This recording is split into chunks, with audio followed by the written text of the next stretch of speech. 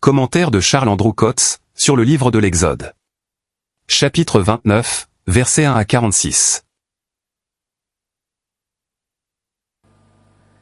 Et c'est ici ce que tu feras pour eux, afin de les sanctifier pour exercer la sacrificature devant moi.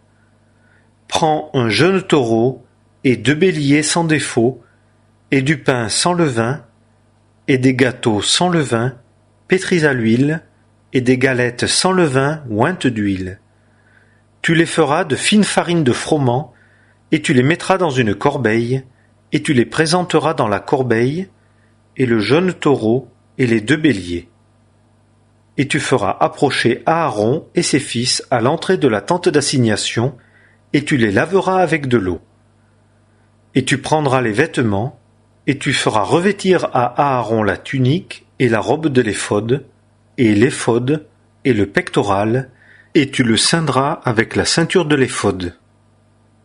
Et tu placeras la tiare sur sa tête, et tu mettras le saint diadème sur la tiare. Et tu prendras l'huile de l'onction, et tu la verseras sur sa tête, et tu l'oindras. Et tu feras approcher ses fils, et tu les revêtiras des tuniques. Et tu les ceindras de la ceinture, Aaron et ses fils, et tu leur attacheras les bonnets. Et la sacrificature sera pour eux un statut perpétuel. Et tu consacreras Aaron et ses fils. Nous n'avons pas ici des types, montrant comment un pécheur peut être purifié du péché, et se trouver parmi le peuple de Dieu, pardonné et justifié. Nous y voyons, comment les sacrificateurs sont sanctifiés et consacrés. La première chose, est la purification morale. Et tu feras approcher Aaron et ses fils, à l'entrée de la tente d'assignation, et tu les laveras avec de l'eau. Mais ceci est fait, pour ainsi dire, à la lumière de tout ce qu'est Christ, tel qu'il est vu typiquement, dans les versets 1 et 2. Nous avons là, un groupe remarquable de types de Christ. Un jeune taureau, est un type évident de Christ, comme celui qui était capable d'être fait pécher, et de glorifier Dieu en portant son jugement. C'est une chose très importante pour l'âme, lorsqu'elle a saisi Christ sous ce rapport. Les 2 béliers sans défaut, le présentent, dans sa maturité et son énergie, comme holocauste, et comme celui qui est entièrement dévoué à Dieu, et à ses saints. Le pain sans levain, parle de ce qu'il était, sans péché, dans sa sainte humanité. Les gâteaux sans levain pétris à l'huile, typifient ce qu'il était comme engendré du Saint-Esprit. Son humanité était telle, qu'elle ne pouvait être produite, que par le Saint-Esprit. Puis, les galettes sans levain ointes d'huile, parlent de lui, comme de l'homme oint du Saint-Esprit. Le pain et les gâteaux, devaient tous être placés, dans une corbeille. Tous les traits de la sainte humanité de Christ, doivent être réunis. Tout était saint, sans péché, produit par la puissance du Saint-Esprit, et jugé digne d'être oint du Saint-Esprit, après avoir été éprouvé durant 30 années, dans les circonstances de la vie humaine.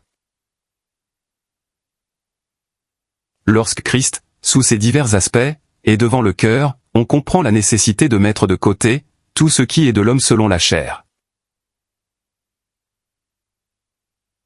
Le lavage, en ce qui concerne Aaron, parle de Christ, qui a passé par la mort, celui que nous connaissons, et avec qui nous sommes identifiés. Il a passé par la mort, afin que la purification morale de sa mort, s'effectue en nous. Autrement dit, que nous puissions être purifiés, dans nos esprits et nos affections, de ce pourquoi il est mort. Il est mort, pour tout ce qui en nous, lui était contraire. Et cela signifie, tout ce que nous étions selon la chair, afin que par l'esprit, nos âmes connaissent la signification de l'eau, sortant de son côté. Il vint par l'eau, et par le sang. 1 Jean chapitre 5, verset 6. En Jean chapitre 19, verset 34, nous avons d'abord le sang, parce qu'il répond à la gloire de Dieu, relativement au péché. Mais dans l'épître, l'eau est mentionnée en premier lieu, parce que là, Jean a en vue la purification morale. En 1 Jean chapitre 5, verset 8, nous avons l'esprit, l'eau, et le sang. C'est en ayant l'esprit, que nous pouvons avoir dans nos âmes, la vérité touchant l'eau et le sang. La mort de Christ a complètement ôté de devant Dieu, par le sacrifice, l'homme selon la chair.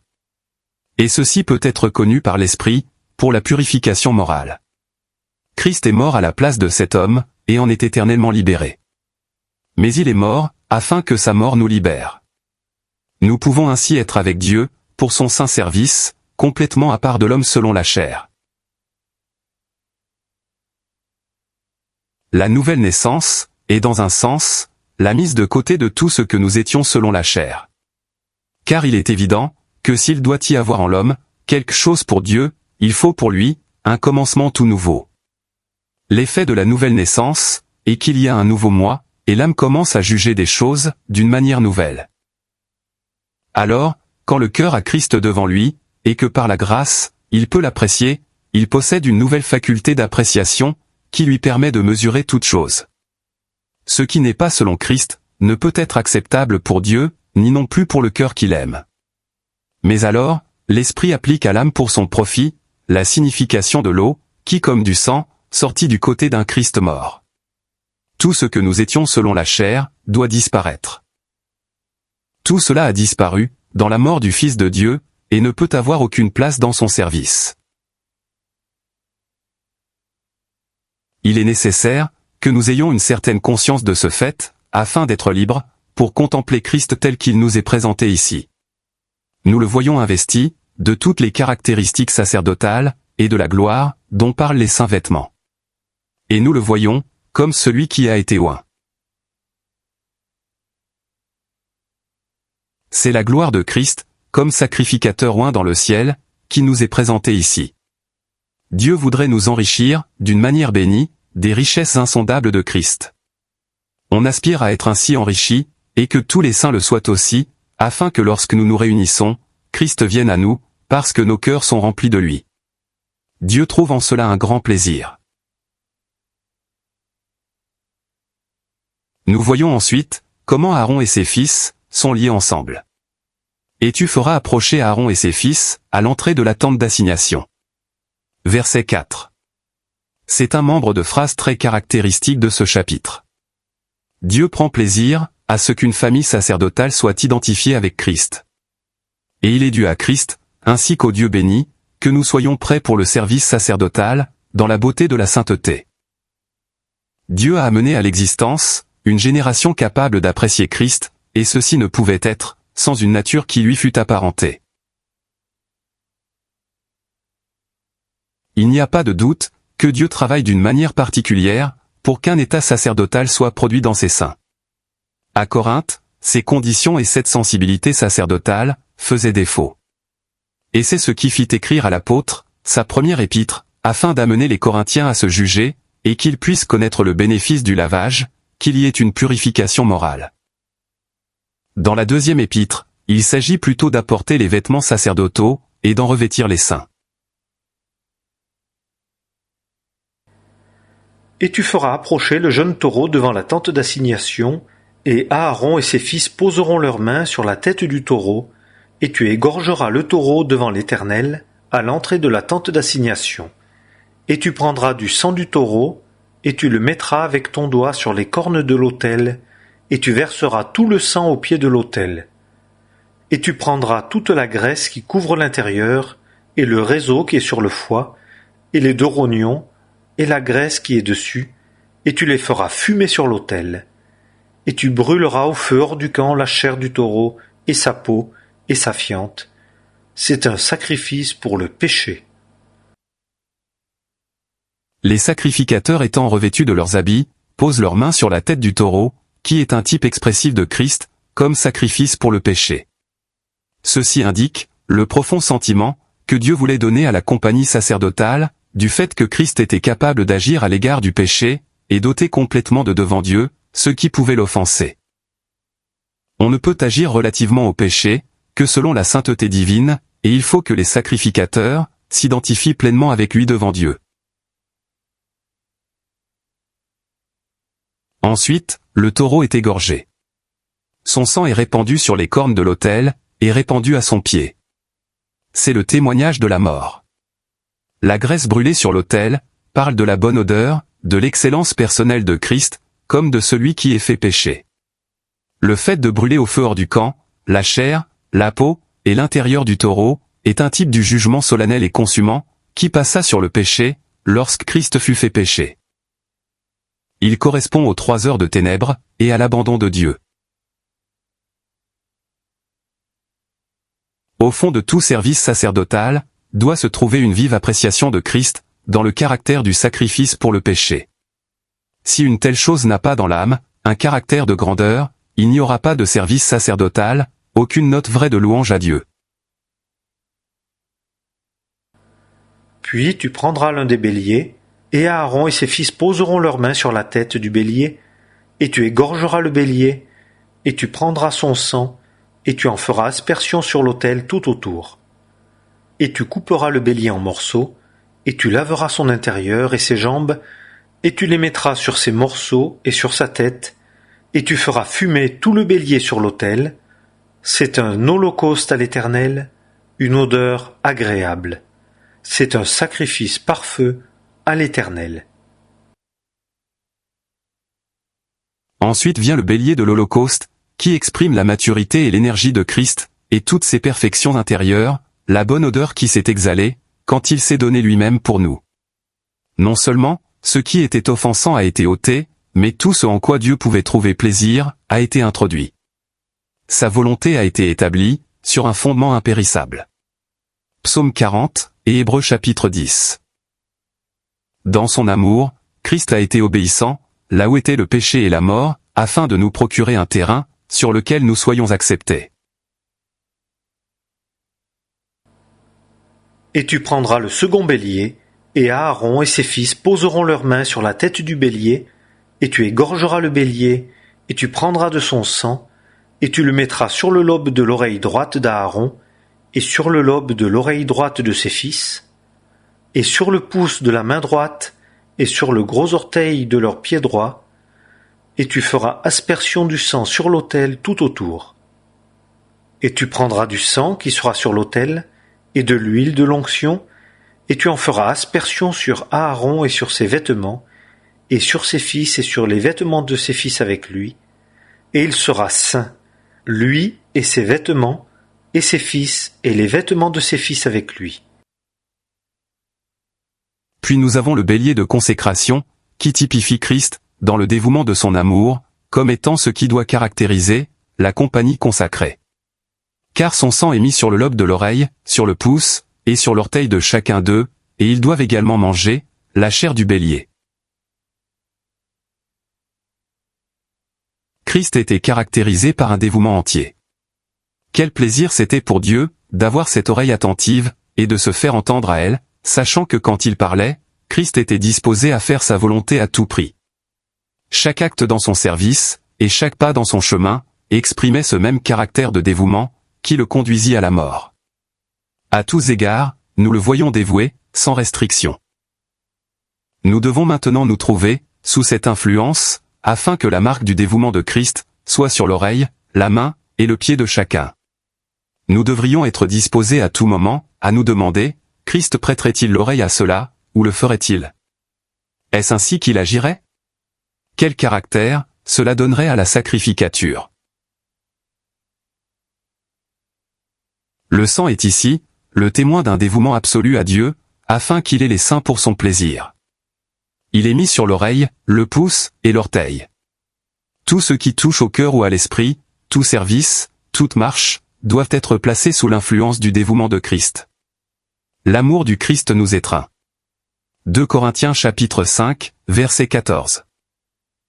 Je comprends que ce qui est montré dans le bélier de consécration se rapproche de l'expression « Ceci est mon corps qui est pour vous », que n'importe quelle autre expression ou symbole que nous pouvons trouver dans les livres de l'Exode et du Lévitique. Christ a aimé l'assemblée et s'est livré lui-même pour elle. Il est allé à la mort afin que toutes les précieuses pensées de l'amour de Dieu et de son propre amour aient leur effet, qu'il ait les saints entièrement pour lui-même et pour le service de Dieu. Il voudrait les voir caractérisés par cet amour et s'en nourrir pour qu'ils soient capables d'accomplir le service sacerdotal dans des affections intelligentes. Dans l'aspersion du sang et de l'huile de l'onction, sur Aaron et ses fils, et sur leurs vêtements, nous pouvons voir que l'esprit est lié à toute la valeur du sacrifice de Christ. Le fait qu'une compagnie se trouve placé sous l'onction sacerdotale, et l'évidence la plus merveilleuse, de la valeur de ce sacrifice. Si Dieu nous a oints, c'est parce qu'il prend plaisir à rendre témoignage, à la valeur de ce que Christ a fait. Mais ici, il s'agit de l'Esprit comme puissance, pour établir une relation sacerdotale avec Dieu. La mort du Christ, dans sa véritable signification, révélée par la puissance de l'Esprit, marque les membres et les associations de la Sainte Sacrificature. Ils doivent être connus, non seulement comme étant morts avec Christ aux éléments du monde, mais également, comme des personnes qui jugent, que si un est mort pour tous, tous donc sont morts, et qu'il est mort pour tous, afin que ceux qui vivent, ne vivent plus pour eux-mêmes, mais pour celui qui pour eux est mort, et a été ressuscité. 2 Corinthiens chapitre 5, versets 14 et 15.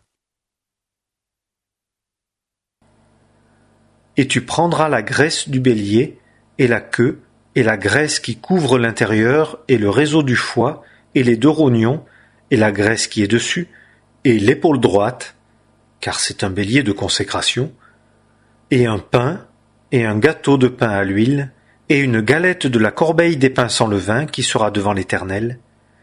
Et tu mettras le tout sur les paumes des mains d'Aaron et sur les paumes des mains de ses fils, et tu les tournoieras comme offrande tournoyée devant l'Éternel. Et tu les prendras de leurs mains, et tu les feras fumer sur l'autel, sur l'holocauste, en odeur agréable devant l'Éternel. C'est un sacrifice par feu à l'Éternel. Ensuite, la graisse, l'épaule droite, un pain, un gâteau de pain à l'huile, etc., sont mis sur les paumes des mains d'Aaron et de ses fils, et tournoyés, comme offrande tournoyée devant l'Éternel. Dans le sacrifice de prospérité, la graisse était apportée avec la poitrine, par celui qui l'offrait. Lévitique chapitre 7, verset 30. Mais ici, dans l'offrande de consécration, la graisse était apportée avec l'épaule droite. Cela suggère que lorsqu'il s'agit de communion, c'est l'amour de Christ qui est mis en évidence. Mais dans le cas de la consécration, on est plutôt occupé devant Dieu, de la pensée de sa force, sa capacité d'accomplir, tout ce qui est pour le plaisir de Dieu. Les mains sont remplies de ces choses, à savoir, la nature sainte de son humanité, son onction de l'esprit, sa perfection quand il est mis à l'épreuve. Tout est soutenu par sa personne, et par sa force. De tout cela, il est fait état devant Dieu, sur les paumes des mains des sacrificateurs. Une compagnie qui porte des traits, tels que ceux que nous venons de considérer, est capable d'exposer devant Dieu, la précieuse valeur de Christ. Dieu trouve un grand plaisir, à voir Christ, engager les affections d'une compagnie, qui a de lui et de son amour, des pensées vraies et divines. C'est pour Dieu un vif plaisir, que nous ayons des pensées justes à l'égard de Christ, que nous les nourrissions dans des affections sacerdotales, et que nous les rappelions devant lui. Satan cherche sans cesse, à obscurcir les pensées des saints, touchant la personne de Christ, le vrai caractère de son humanité, de son amour, et de ce que cet amour a accompli. Le service de Dieu s'en trouve alors affaibli. Mais si Christ et son amour sont devant nous, rien ne peut limiter la prospérité spirituelle. C'est un amour qui surpasse toute connaissance. Ce qui a rempli les mains des sacrificateurs, et qui avait été tournoyé devant Dieu, est ensuite reçu de leurs mains, et brûlé sur l'autel, par-dessus l'holocauste, pour une agréable odeur devant l'Éternel. Si l'holocauste parle devant Dieu, de la bonne odeur de cette offrande, dans laquelle Christ s'est dévoué lui-même pour accomplir la volonté de Dieu, et il en est sûrement ainsi, ce doit être la base, de tout ce qui est pour son plaisir. Mais le fait, de brûler l'offrande de consécration sur l'holocauste, semble ajouter pour le plaisir de Dieu, la bonne odeur de Christ, comme ayant été mis sur les mains des sacrificateurs, et tournoyé par eux, en affection devant lui. Dieu aime avoir Christ sur nos mains, pour employer le langage du type, et il aime à le recevoir de nos mains. Et tu prendras la poitrine du bélier de consécration qui est pour Aaron, et tu la tournoieras comme offrande tournoyée devant l'Éternel, et ce sera ta part. Moïse devait prendre la poitrine du bélier de consécration, et la tournoyer devant l'Éternel. Et ce sera ta part. Le bélier de consécration, avait le caractère de sacrifice de prospérité. Lévitique chapitre 7, versets 28 à 34. Et ce qui distingue le sacrifice de prospérité, c'est que tous ceux qui y sont intéressés, y participent.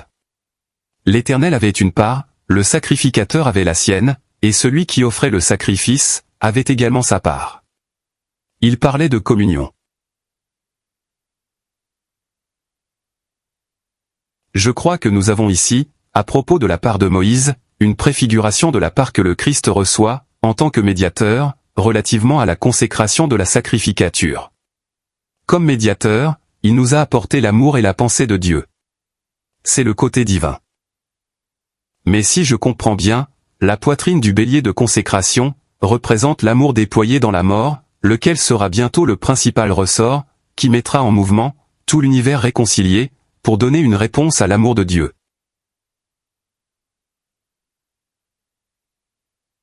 Cet amour est connu aujourd'hui de l'Assemblée, où il est devenu le ressort vivant de tout ce qui est pour le plaisir de Dieu. De plus, je crois que le Seigneur trouve, et trouvera toujours, sa satisfaction particulière et personnelle, à avoir apporté l'impulsion de son propre amour, afin de vivifier dans la compagnie sacerdotale, et plus tard, dans le vaste univers de bénédiction, des affections, capables non seulement d'apprécier l'amour de Dieu, mais également d'y répondre. L'amour de Christ, qui surpasse toute connaissance, donne envers Dieu, l'impulsion à tout ce qui se trouve sous sa puissance. C'est, je crois, sa satisfaction particulière, qu'il en soit ainsi. Il est béni de penser à l'amour de Dieu pleinement révélé. Mais il n'est pas moins béni de penser qu'une pleine réponse à cet amour est désormais assurée. Il y a en cela quelque chose pour Dieu. L'amour de Christ remplira l'univers béni d'affections, qui seront une réponse à Dieu. Actuellement, son amour est la source de toutes les affections, et de tous services sacerdotaux. Tout est par lui, mis en mouvement envers Dieu. Il a sa part personnelle, à ce qu'il en soit ainsi, grâce à son amour, pour le plaisir de Dieu. Et tu sanctifieras la poitrine tournoyée et l'épaule élevée, ce qui aura été tournoyé et ce qui aura été élevé du bélier de consécration, de celui qui est pour Aaron et de celui qui est pour ses fils. Et cela sera pour Aaron et pour ses fils un statut perpétuel de la part des fils d'Israël, car c'est une offrande élevée. Et ce sera une offrande élevée de la part des fils d'Israël, de leur sacrifice de prospérité, leur offrande élevée à l'Éternel. Nous trouvons ici que la poitrine et l'épaule du bélier de consécration donnent pour ainsi dire un caractère particulier à tout ce qui suit. De sorte que l'Éternel passe, sans tracer une ligne de démarcation, du bélier de consécration, à la poitrine tournoyée et à l'épaule élevée, des sacrifices de prospérité, qui devaient être pour nourriture au sacrificateur, comme un statut perpétuel. Ceci suggère la pensée, que ce chapitre couvre en principe, toute la période du service sacerdotal. Et il semble que ce soit confirmé par le fait, qu'il y avait 7 jours de consécration, c'est-à-dire en type, une période complète. La fête des pains sans levain, était de 7 jours.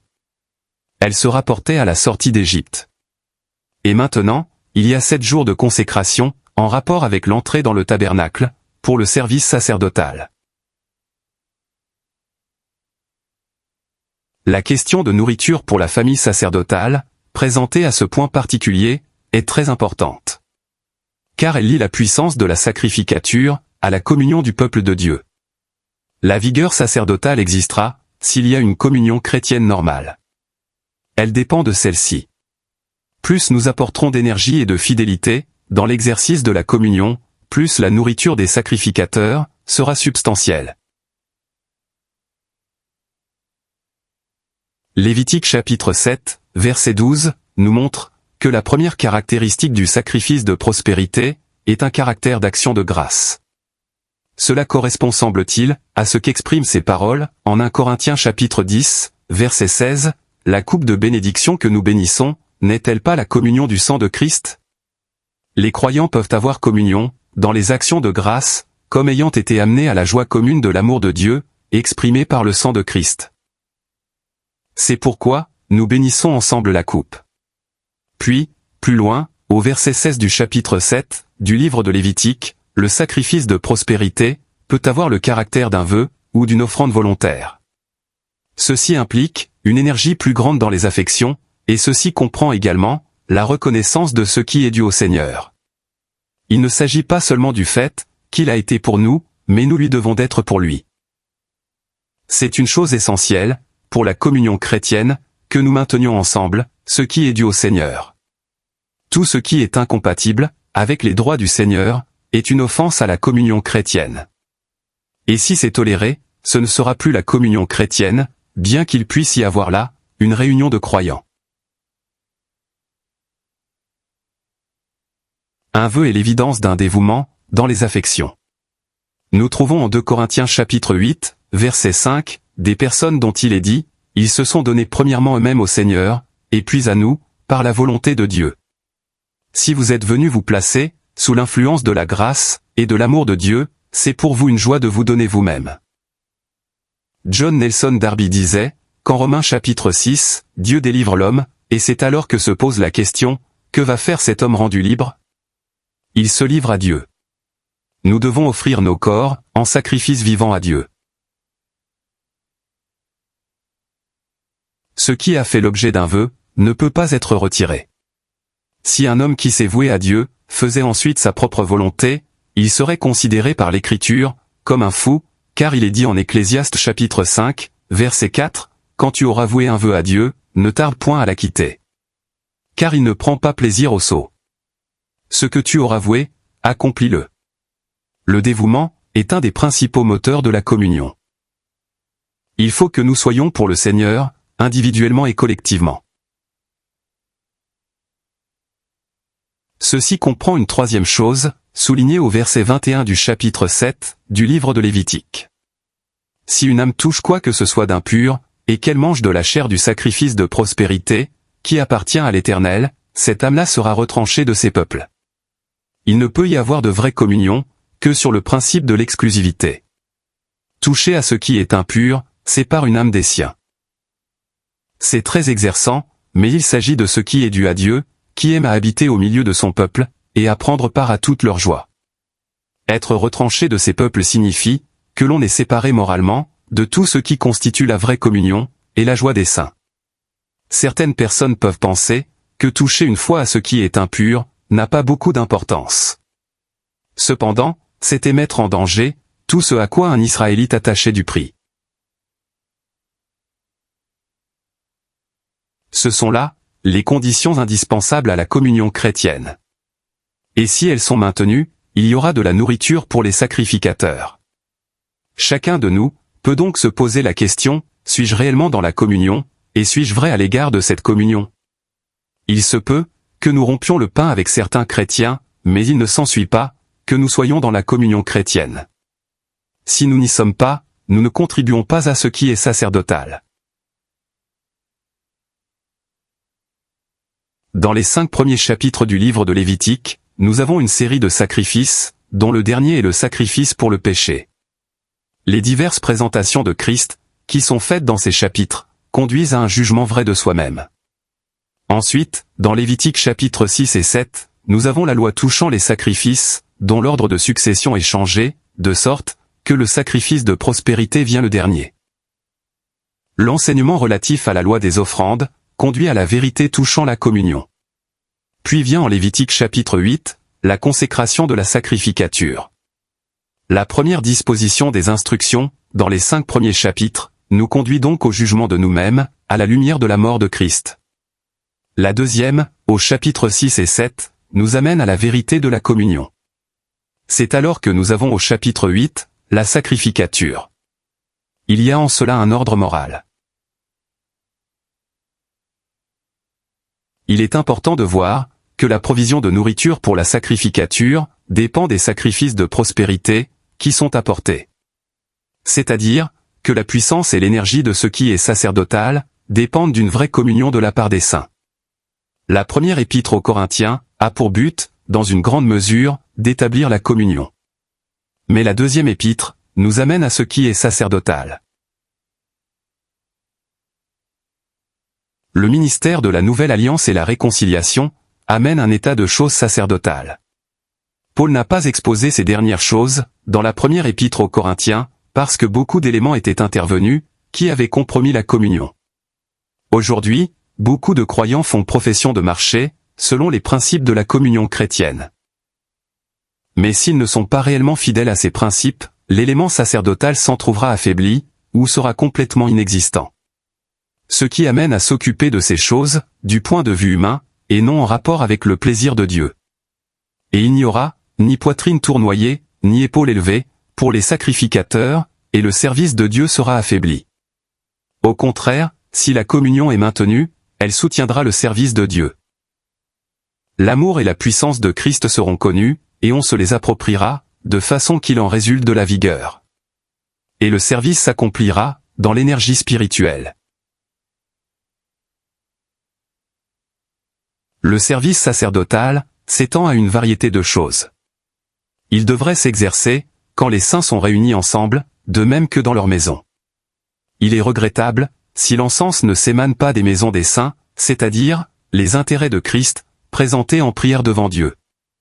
Si un homme n'est pas sacrificateur chez lui, comment peut-il être sacrificateur dans les réunions? Les saints prennent une position sacerdotale, même en rendant grâce pour leur nourriture, car elle est sanctifiée par la parole de Dieu, et par la prière. 1 Timothée chapitre 4, verset 5. Personne, sauf un sacrificateur, ne pourrait s'adresser librement à Dieu. C'est parce que Dieu m'a parlé en grâce infinie, que je puis m'adresser à lui, dans une liberté sacerdotale. C'est la véritable et sainte dignité de l'homme, d'agir ainsi. C'est ainsi, que Dieu lit son témoignage avec nos maisons. Et il est important de se le rappeler, dans des temps, où la tendance est de laisser les choses religieuses, à la sphère communautaire. On associe de plus en plus, la piété et la religion, à l'église, aux chapelles, ou aux réunions chrétiennes, et on les oublie dans la sphère familiale. Mais l'effet en est destructif, à tous égards. Si l'évangile est annoncé, comme Paul l'annonçait, il sera marqué d'un caractère sacerdotal, parce qu'il contribue au plaisir de Dieu. En parlant de son ministère, Paul disait en Romains chapitre 15, verset 16, exerçant la sacrificature dans l'évangile de Dieu, afin que l'offrande des nations soit agréable, étant sanctifiée par l'Esprit Saint. Il prêchait pour le bien des hommes, mais c'était en vue d'un saint résultat pour Dieu. Dans tout son service dans l'Évangile, il portait la bonne odeur de Christ, pour Dieu. Il pouvait dire, en Romains chapitre 1er, verset 9, « Dieu que je sers dans mon esprit, dans l'Évangile de son Fils. » C'était un service sacerdotal, qu'il accomplissait pour le plaisir de Dieu. Il est évident que la tente d'assignation est le lieu par excellence où s'accomplit le service de Dieu. Beaucoup de croyants viennent aux réunions pour y trouver de l'encouragement et de la nourriture. Et je suis sûr qu'ils trouvent l'un et l'autre. Mais nous devrions penser davantage au service de Dieu. L'amour de Christ est représenté par la poitrine tournoyée et la puissance de Christ par l'épaule élevée. Si nous nous approprions ces deux choses, nous sommes fortifiés pour le service sacerdotal, soit dans nos maisons, soit dans l'assemblée. Il y a souvent une grande faiblesse dans ce service, et il est bien désirable que chacun soit exercé, à ce que soit maintenue la communion chrétienne, afin qu'il y ait plus de nourriture, pour soutenir et donner de l'énergie, à ce qui est sacerdotal parmi les saints. Et les saints vêtements qui sont pour Aaron seront pour ses fils après lui, afin qu'ils soient oints et consacrés dans ses vêtements. Celui d'entre ses fils qui sera sacrificateur à sa place, qui entrera dans la tente d'assignation, pour faire le service dans le lieu saint, les revêtira pendant 7 jours. Exode chapitre 29, versets 29 et 30, suggère la pensée de continuité du service. Les générations peuvent passer, mais le caractère et le service sacerdotaux doivent être continués. Dans le monde religieux, on maintient un courant de choses, par le moyen d'un formalisme machinal, qui comporte des séries de services fixés d'avance, mais il n'y a en cela aucun élément sacerdotal. Nous avons à veiller, à ce que le service soit maintenu spirituellement. Et tu prendras le bélier de consécration, et tu feras cuire sa chair dans un lieu saint.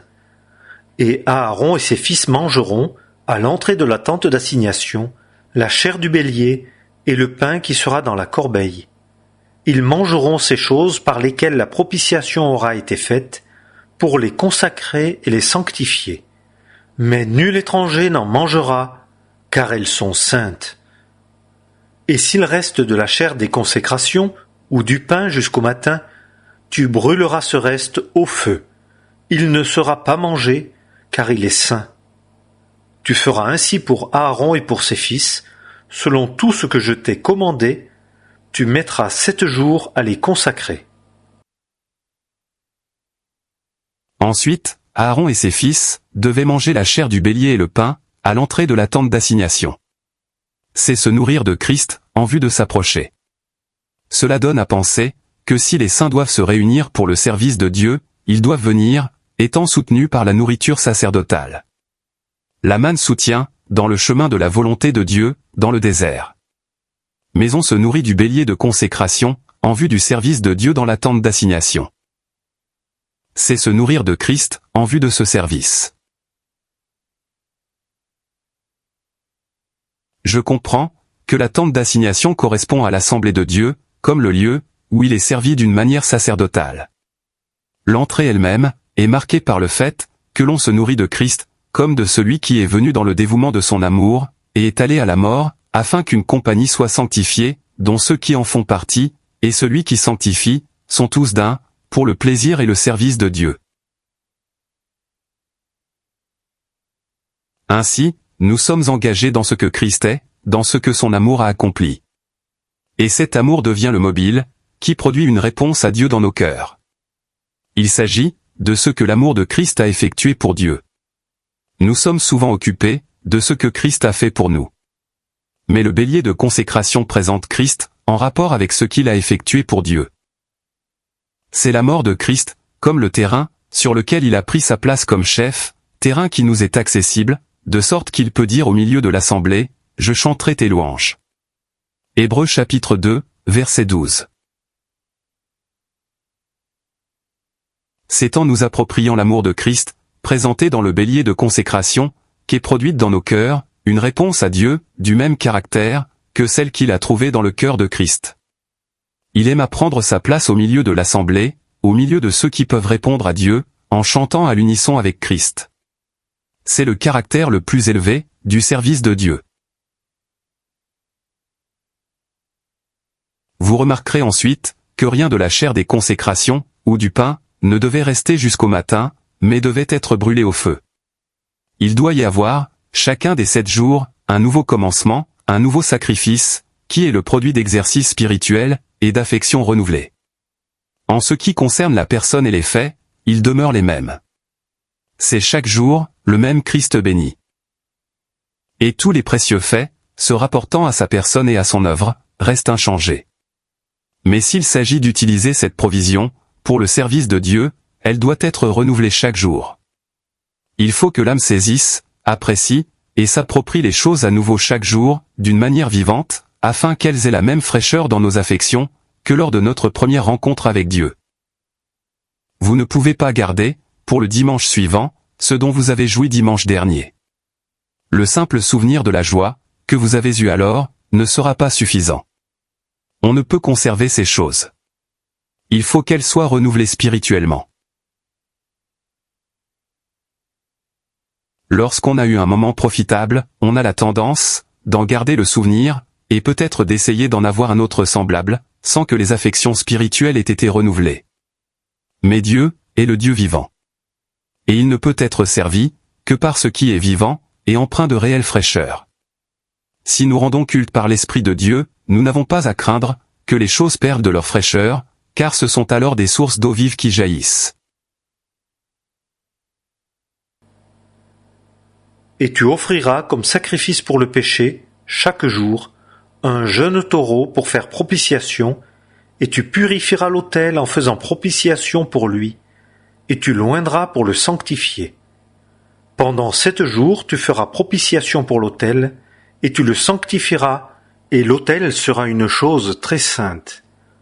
Quiconque touchera l'autel sera saint.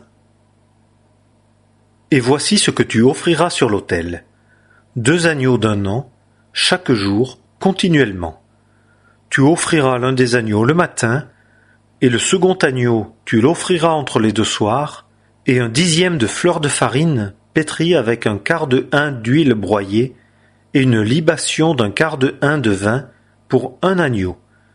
Et tu offriras le second agneau entre les 2 soirs, tu l'offriras avec la même offrande de gâteau qu'au matin, et la même libation, en odeur agréable, un sacrifice par feu à l'Éternel.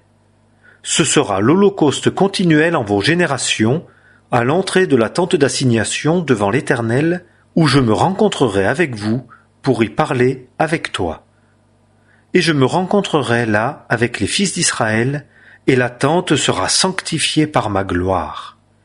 Et je sanctifierai la tente d'assignation et l'autel, et je sanctifierai Aaron et ses fils, afin qu'ils exercent la sacrificature devant moi.